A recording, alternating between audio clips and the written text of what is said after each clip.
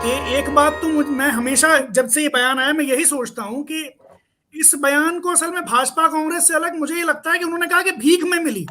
ये अधूरी आजादी वाली बात उन्होंने नहीं कही। उन्होंने आजादी से असहमति आंदोलन से नहीं जताई। उन्होंने भीख में मिली कहा, जो कि अपमानित करने वाली बात है। और इस पर हमें लगता है कि हर इंसान को जो अपनी निष्ठा देश के प्रति मानता है, पार्टी कोई भी हो उसकी, उसे इसकी निंदा करनी चाहिए थी। और दूसरी बात, चूंकि आजादी का अमृत महोत्सव चल रहा है, इतने बड़े आयोजन हो रहे हैं, मतलब आप अगर फ्लाइट में जाएंगे तो वहां बाकायदा अनाउंसमेंट होता है, फ्लाइट के अंदर याद किया जाता है स्वतंत्रता संग्राम सेनानियों को। इतने बड़े बड़े प्रोग्राम हो रहे हैं। प्रधानमंत्री जी बार बार ये बात कह रहे हैं कि नहीं अमृत महोत्सव है, और हर जगह प्रोग्राम्स में उनकी फोटो होती है। मुझे लगता, और जबकि उन्होंने ये बात कही जब कंगना ने कि असली आजादी 14 में मिली थी, तो यहां पर फिर प्रधानमंत्री की भी जिम्मेदारी हो जाती है कि वो आगे आकर इस बात को कहते कि भाई ये तो बहुत ही खराब, मतलब ठीक है ये चापलूसी में भी अगर कही गई तो ये खराब बात है, क्योंकि ये हमें बड़ा बना देती है उन सारे लड़ाकों से जिन्होंने आजादी की लड़ाई लड़ी। तो ये भीख में मांगने वाली जो बात है, ये अपमानित करने वाली बात है। और ये भाजपा के लोग, जैसे कहा गया कि वो उनका साथ दे रहे हैं या उनके प्रवक्ता बन रहे हैं, वो शायद इसलिए कर रहे हैं कि उन्हें कंगना से फायदा मिलता रहता है। कंगना इस तरह के बयान उनके पक्ष में देती है तो उन्हें लगता है कंगना हमारे पक्ष की है तो हम इनके खिलाफ क्यों बोले। लेकिन हमें लगता है ये ऐसा मुद्दा है जिस पर पक्ष विपक्ष का ख्याल न करते हुए भी भाजपा के लोगों को खुद आगे आना चाहिए और कहना चाहिए ये बहुत घटिया बयान है, ये अपमानित करने वाली बात है। भीख में मिला, इसमें कोई भी पार्टी से ऊपर की बात है ये कि भीख में मिली। आप मतलब ठीक है, भाजपा वाले नेहरू को नहीं मानते, भाजपा वाले और तमाम लोगों को नहीं मानते, उनको लगता है कि इनको ज्यादा श्रेय मिला। लेकिन ये जो बयान है कि भीख में मिली, तो इससे तो उन लोगों का भी अपमान होता है जिन्हें भाजपा अपना मानती है, कहती है कि नहीं ये वाले सच्चे लड़ाके थे। तो वो सच्चे लड़ाकों का भी, जो उनके लिए सच्चे हैं, उनका भी अपमान होता है। एक बात। अब मैं, चूंकि ये फिल्म इंडस्ट्री की बात है, बार बार ये कहा गया कि कंगना फिल्म से आती हैं और उनकी एक फॉलोइंग है, इसलिए उनके बयान पर बात होना लाजमी है। मैं इस बात को मानता हूं कि जब इतनी बड़ी फॉलोइंग वाला इंसान ये बयान देता है तो उस पर चर्चा जरूर होनी चाहिए।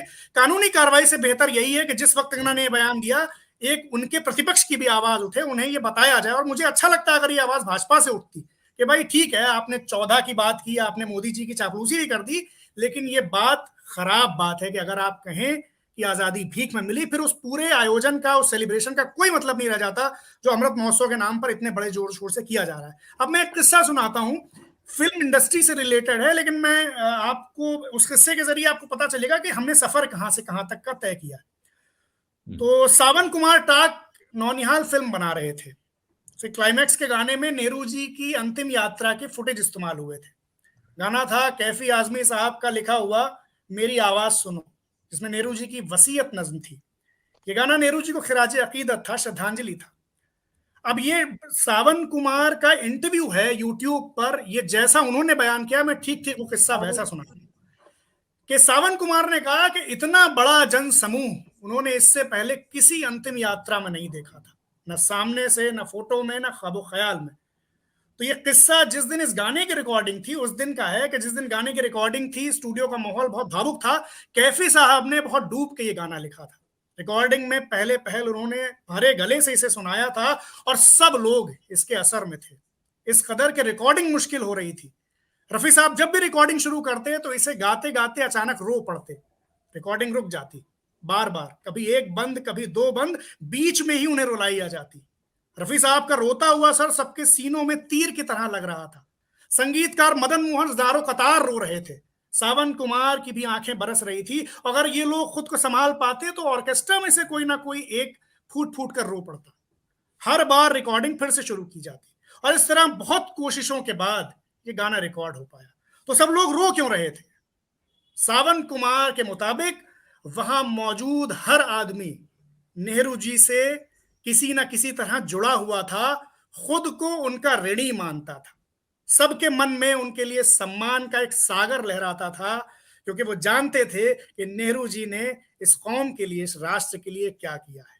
तो हमारे देश के सबसे बड़े नायकों में से थे और उस दिन हम सब की बरसती हुई आंखें अपने नायक को श्रद्धांजलि दे रही थी।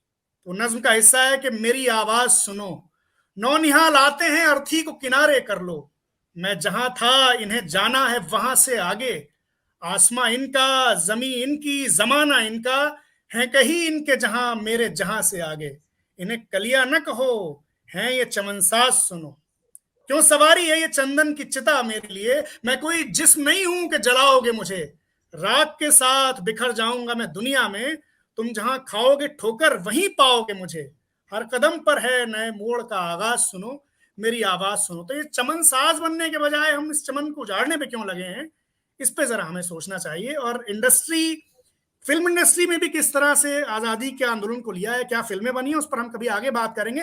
आलोक जी, मैं बार बार कहता हूं, मैं एक सीरीज कर रहा हूं दास्तानों की जो आजादी के आंदोलन पर है, हिमांशु बाजपेयी ऑफिशियल पर वो आती रहेगी। जो लोग पॉपुलर अंदाज में, किस्सों के अंदाज में भी अगर जानना चाहें जो कि पूरी तरह फैक्चुअल हैं, तो वो वहां जा सकते हैं, उसे सब्सक्राइब कर सकते हैं। और मैं बार बार ये कहता हूं कि इस तरह की गलत जानकारी वो जब हम सही जानकारी पेश करेंगे, जब हम बात करेंगे, तभी उसका प्रतिकार होगा। शुक्रिया। सत्य हिंदी का ऐप डाउनलोड करें गूगल प्ले स्टोर पर।